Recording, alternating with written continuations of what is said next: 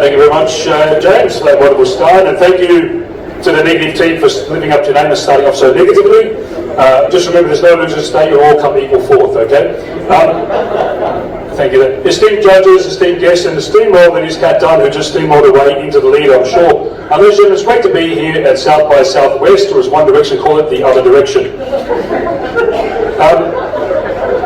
We're going to try and prove, of course, that the government can't regulate AI, and I want to ask you one simple question. Have you met the government?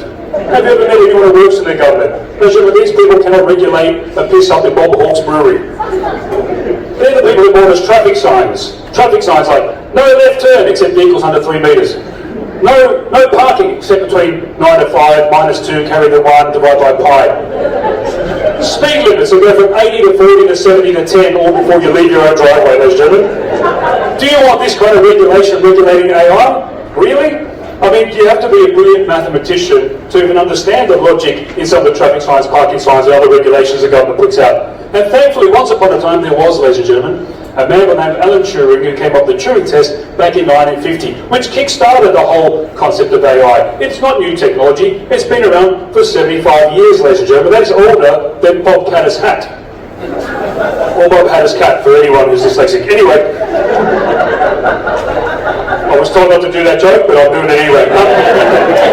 75 years later, 75 years, and how many AI acts has the government enacted in Australia? Net zero, which is also the score I'll be getting this afternoon.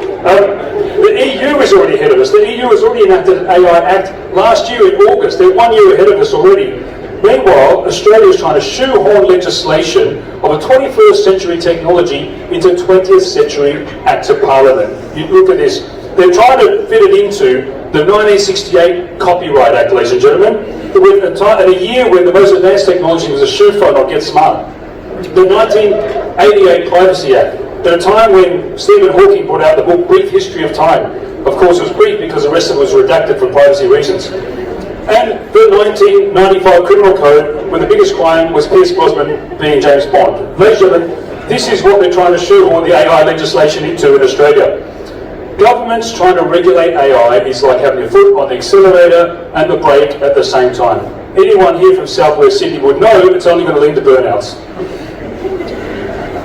Obviously no one's here from Southwest Sydney. I thought this said South by Southwest Sydney, clearly not. We brought the North Shore crowd in, okay. I'll slow it down. Okay, so since this has all started, the Australian government has had discussions, they've had round-table discussions, just like King Arthur and his knights, ladies and gentlemen. That strategy went out 1,500 years ago. And all they've come up with is interim findings, frameworks, guidelines, guardrails, 8 AI ethics principles, and voluntary safety standards. Are you serious? For the people who bought us sports awards, robo-debt, and bonk bans.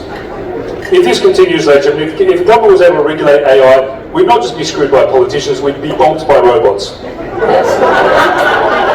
Swipe right if you agree. The technology behind AI, large language models, right, like ChatGPT-4 and ChatGPT-5, which wrote James's introductory speech. Let's be honest, has been trained on 1 trillion parameters. 1 trillion parameters. Meanwhile, the New South Wales government is trying to fit 1 trillion people into Parramatta. They can't even solve the housing crisis in the country with the 4th lowest population density on the planet, ladies and gentlemen. We need AI, and we need industry to regulate it. Even the Minister for Innovation, who looks after this stuff, studied industrial relations in the last century, ladies and gentlemen, when workers are divided between blue collar and white collar. Now, I think you all know about AI. AI doesn't see collar, it is collar blind, ladies and gentlemen. And it's all about productivity, and the head of the Productivity Commission, or one of the leading commissioners, is a guy called Dr. Stephen King, ladies and gentlemen. No coincidence. Same name as the horror author, Stephen King, whose most famous book was It.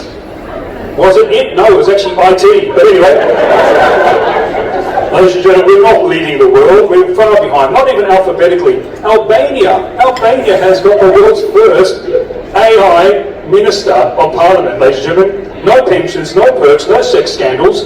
One job, eliminate corruption. Ladies and gentlemen, the scorecard looks like this. Albania 1, Australia, Albania 1, Albanese 0. Yes, that would have been better if I got it right. Anyway, I'm not going to leave you. I'm not going to tell you how to think. I'm not going to give you a conclusion. You can come to your own conclusions because you're all intelligent people, artificial or otherwise. We shouldn't be arguing should government regulate AI. We should argue whether AI should regulate government. Thank you.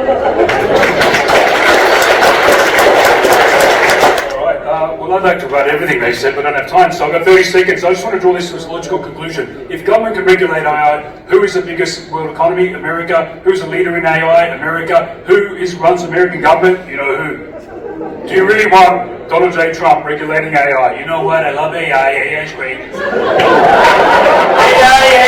AI sounds like a Mexican soap opera. I love it. You know what? I'm intelligent. Everybody knows that. CIA, FBI, everybody are fired. Intelligence. And I'm also artificial. I'm very artificial. Look at me. Look at my skin. Look at my hair. Look at my white Melania.